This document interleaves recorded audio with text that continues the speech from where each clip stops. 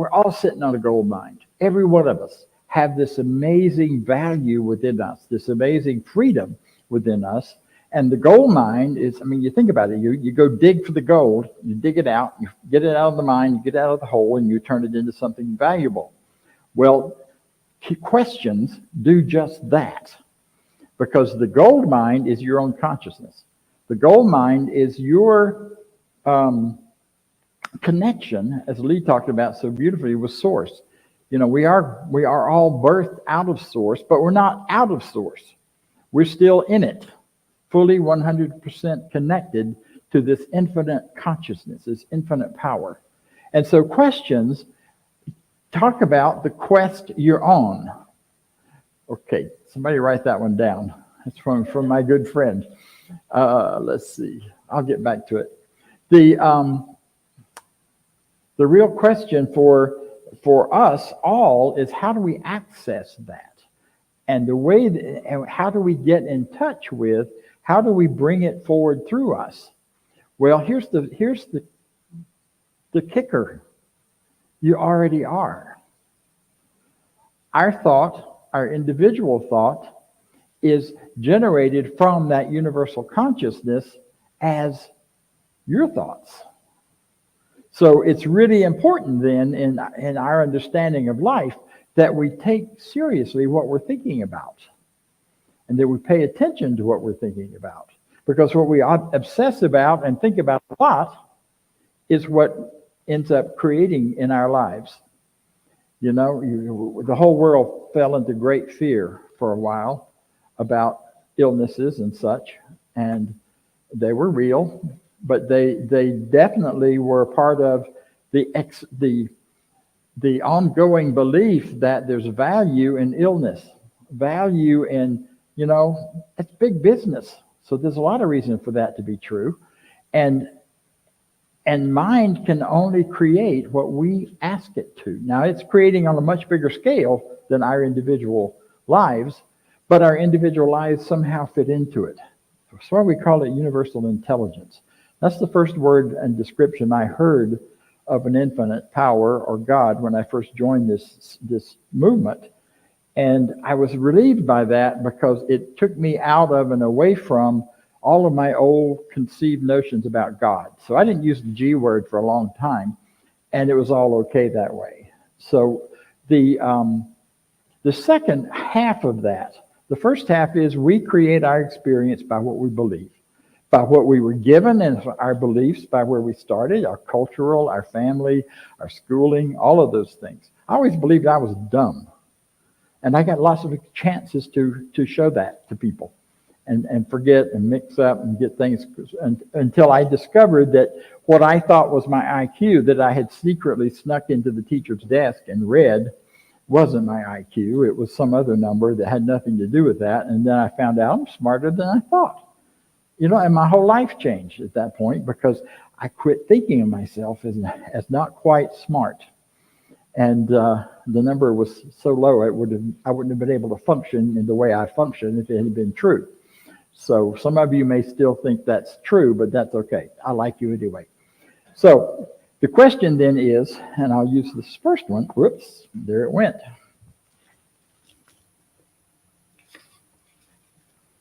The question, the first one we're going to look at, which is right in line with what I was just talking about, is how do you know what you're supposed to be doing while we're here in our current situation, or in our current, incarnation? Where's your passion? Where is that thing that pulls you and that talks to you? And to find it out, to know for sure, is to look at the deep questions you have. In other words, the question of why is this, or what does that mean, or what does this do, or what is it that really drives you? Those deep questions are the ones that Spirit responds to, that the infinite intelligence responds to, and with learning to listen can give you your own guidance. No one else knows what your path should be but you. As smart as I think I am, and I can probably give you lots of advice, the advice is meaningless unless it resonates with that truth within you. And because your path is unique, your version of this infinite intelligence is unique, and it comes forth and forward through you by asking the right questions. And by right, I mean not good or bad, but the right ones for you. Your questions may not be the same as mine, but when we ask them and then we listen, this is where meditation comes in. This is where being quiet comes in. This is where going deeper into what's the possibility for me, and then being quiet and listening, because it's incredible how those answers eventually, if you keep asking, will pop in. Ernest Holmes talked a lot about meditation, but when he talked about meditation, he was talking about contemplation, not necessarily meditation as we think of it from the yogic traditions or some of those others. He was talking about taking a question or a word or an idea and just sitting quietly and contemplating it, letting it roll through your mind over and around and again until something begins to show up. One of the things we often say is, I may not know the answer to this question, but something in me knows. If it's my question, something in me knows the answer. And that something is that infinite intelligence that's right there. So all we need to do is be open to that and continue to ask the question until we get an answer. As someone who is new to CSL, where should I start? Which books should I read? I think the most powerful, important book to read at the very beginning is The Power of Decision by Raymond Charles Barker. It is a very approachable, almost a secular sounding book at times, and it gives you a real opportunity to get the ideas of this teaching as applied to the simple business of choice. He's talking about the power of choice. When you choose a path, you're setting a whole world of things in motion. When you chose to come here this morning, you set a whole world of things in motion that happen. So when that happens, that you choose and you go that way. And that's one of the books. The other book I would recommend is this thing called You, which is by Ernest Holmes. And it's one of his smaller books, but it talks about who we really are. And it's written as if he's really talking to you. So I always encourage people to read it out loud and to think and read it slowly, contemplate it as you go, and see what feelings shift or change in that process, in that business. There are lots of other books, but that's where I would encourage you to start. At some point later into the textbook. The textbook was written the one version we use the most was written in 1932 and has been revamped some, but it's not the most accessible because of the style in which it's written, and which is why we teach classes about it, so that we can help make it more accessible. However, if you read the 1926 textbook, which was the first version, it is very accessible. And it reads as if he's talking to you again. I have a lot of questions about that second one, how much of it he did and how much his helpers did in terms of Ernest Holmes. But that first one, that 1926, is just a Q&A all the way through it. So it's I think it's a cool place to go next after you've done some of the other things. This is a great question. It says, would God give us what we desire specifically, or is it better to open ourselves to receiving something we haven't considered, because that is God's will? God's will is for you to live life freely and richly and abundantly, joyfully, healthily, all of those things. As far as specifically, that's up to you. That's up to you. It's kind of like the gift has been given. We've been given this thing called life, and we have the freedom to use it. And so we get to choose specifically what we want to do and how we want to use that power. Again, that power is not some mystical thing coming from outside of us. It is within our own thought and our own power and our own process to come forward. I think one of the things that there's written in, I can't remember now for sure which books, But one of the books talks about if you do a non-specific treatment, you get a non-specific response. And to me, treatment is the way in which we line our minds up, as Lee said, with that flow of consciousness, that flow of ideas, that flow of knowledge. And from that knowledge and those ideas comes the manifestation in the real world of things to be. So it's really important. There are a lot of jokes and things around about people who sometimes, you treat for prosperity and you get a new credit card in the mail because you weren't specific about what prosperity means to you. Well, for me, prosperity is not getting the credit card. That's an invitation to disaster in terms of life and spending things I may not have and all of that nonsense. So the idea is to get as specific as you can, not about the how this is going to come about, but get specific about the what, by visioning and imagining the picture you want to see yourself become. And know that every bit of that includes the idea of this and or something better. Because we don't want to limit things, but we want to be open to the bigger and the better idea. And that's where I think the openness comes, and we have to start from somewhere. So we start from what we think we want, or what we do want. Passion and desire is about what we want. And that is not a bad thing. I grew up thinking if it felt good, it was wrong. And got taught that a lot. But this is not that. This teaching flips that on its ear and says, your deep desires and your passions are the things that you are here to do and to follow and to move forward on. And they're good. They're good and very good because they can only come from one place. They only come from consciousness, your consciousness. Yeah. How do we use this power to improve our lives? I first read that as loves.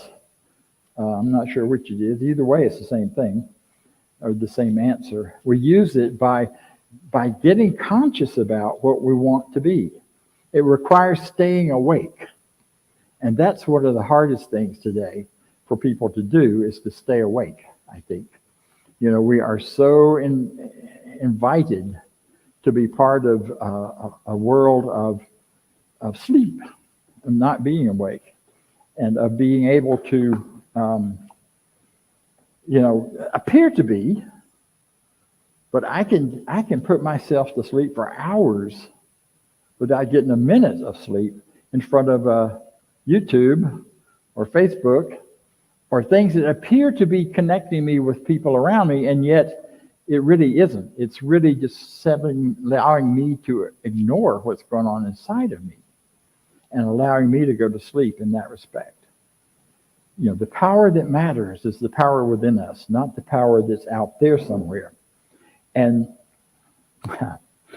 okay, Lord has set me a curve here. That's a good thing. We'll get to that in a minute. So by first becoming aware and believing in the idea that your thought, your ideas, your beliefs begin to direct your life. Also, learning and recognizing that you can choose your beliefs. Now, you may not believe them to start with, but if you work with them, and if you think about them and you contemplate them, you can shift your belief out of perhaps like one of duality that says there's a big evil world out there trying to get me, or which was one of my life beliefs for a long time, into the idea there's only one power, and that power shows up as me, in me, through me, and in everything that is the oneness of life that shows up. There is a lot of opportunity through meditation, through spiritual mind treatment or affirmative prayer to shift those thoughts and thinking, and then to watch what happens in your life. The other way to help it, that it improves your life, is you see what's being reflected back to you. Because if you want to know what you think and believe about life, look at what's happening in yours. Look at what is being done and experiencing out there in your world, because it's a direct reflection. The way you see it and understand it is a direct reflection of your beliefs. That was hard. Still is sometimes. I don't want to believe that. I want to say it's their fault. It's not me. I didn't create this. But on some level, my acceptance of whatever is going on, or in my acceptance of nonsense in the world can also reflect itself back to me. The more I do it, it's like a loop. But the more I accept the idea of love, peace, harmony, joy, all of those good things, the more I see that in the world. Maybe in the same situations even. So it's a really interesting question. It's a great question. Oh boy, here's a good one. When asked by someone, a religious person of either Catholicism or Protestantism or some of those, what is our teaching? What is your short elevator response? It changes. It changes all the time, and it may be a lot to do with who the person is that asks. But one of the things I like to say, and one of the things I truly believe, is that we honor all paths to God. We honor all religions, the truth that is available in all religions. We don't honor the nonsense. And there's nonsense in all of us and all religions. So what I say is we believe in the goodness of life. We believe in you. And we believe that God is constantly and fully, imminently involved in our lives. Not because it's out there somewhere coming in, but because we're living within it. We are a part of it in that respect. That usually fosters a lot of questions. One of the questions that usually follows that is, well, what about Jesus? What do we think about him? Is he God? Is he the Son of God? My response to that is always the same thing. You bet. And so are you. Unless you're a woman, then you're a daughter of God. We are all expressions of the divine, and Jesus was a great example, not the great exception. And he's been treated so long as the great exception. One of my early teachers used to say, Jesus pointed the way, and we've been studying his fingernail ever since. And I think there's some truth in that. But in this teaching, what we attempt to do is look at what he did, what that story tells us happened, and it's a picture of the understanding from 2,000 years ago of what it means to be a fully God-inspired, God-held individual. He said all the time, the Father in me does the work.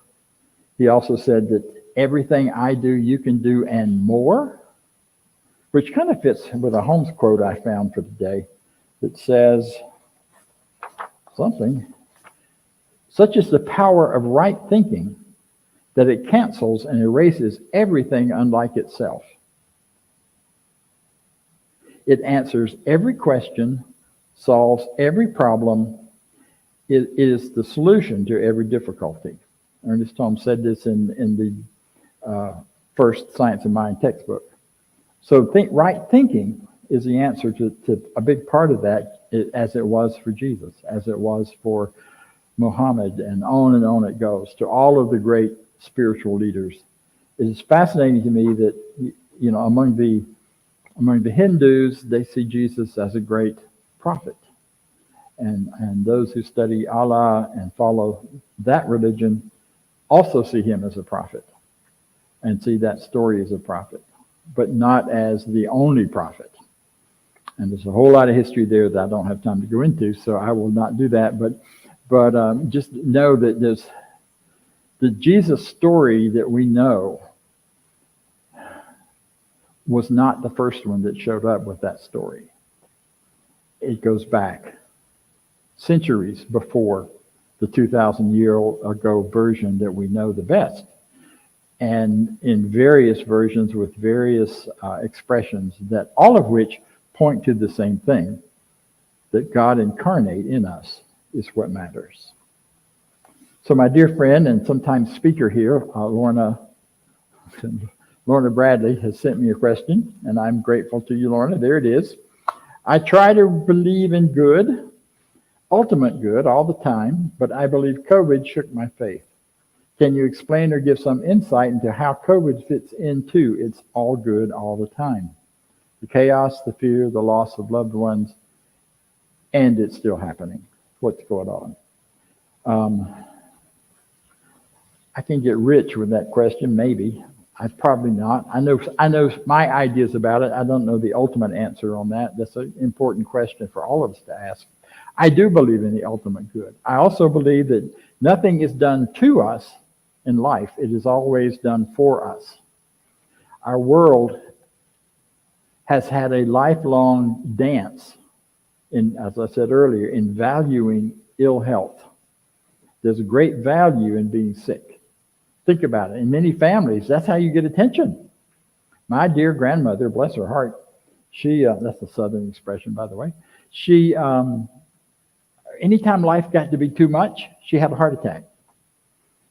Now, she only had one heart attack ever in her life, and that's the one that killed her when she was 80-something or other. All of those other heart attacks were hysterical, or anxiety attacks, or whatever. But when she would do them, the family would gather from all over, wherever they were living. My uncle would fly down from Detroit, and we'd have people coming in, and everybody'd come and gather in the hospital, and we'd all be there for her for a little while, and then she'd get better and go home, and we'd all go back to our various places. But that's how there was such value for her in being ill. And it served her well. Now, she didn't consciously decide to do that. But that was the pattern from her deeper thinking. I think the human race has for a long time put a lot of energy and power in ill health, even as we've attempted to heal from it.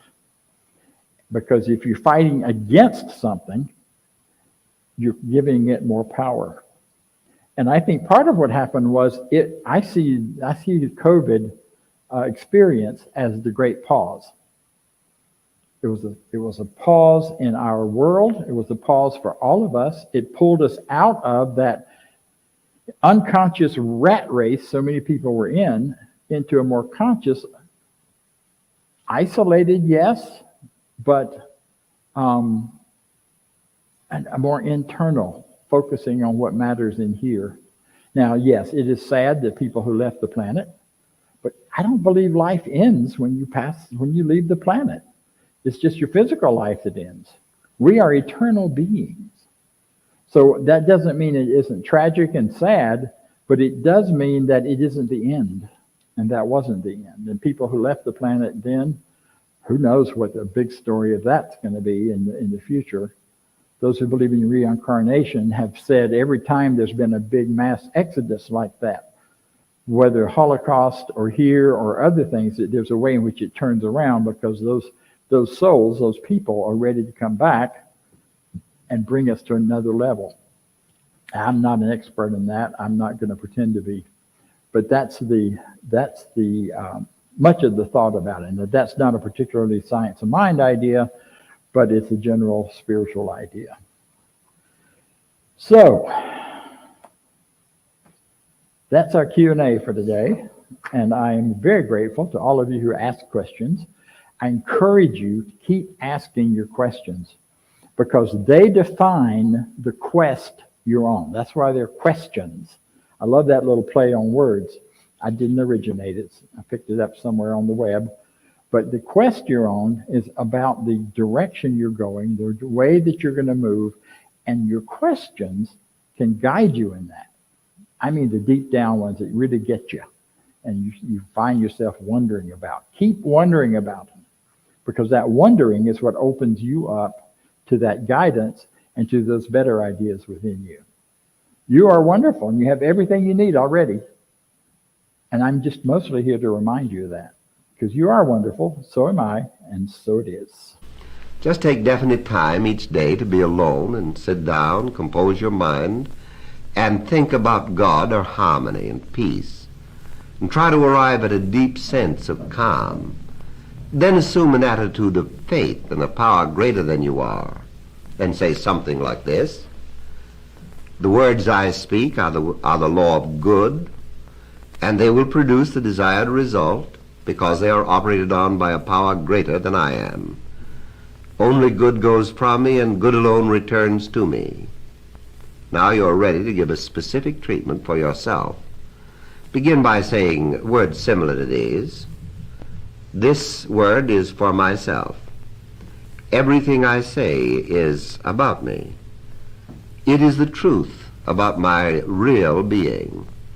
You see, you are thinking about your spiritual nature, the divine reality of yourself. Say then, there is one life. That life is God, that life is perfect, that life is my life now. Say this slowly and with deep meaning. My body is a manifestation of the living Spirit. It is created and sustained by the one presence and the one power, animating every organ, every action, and every function of my being. There is perfect circulation and assimilation and elimination. There is no congestion, no confusion, no inaction. I am one with the infinite rhythm of life, which flows through me in love, in harmony, and in peace. It is my life now.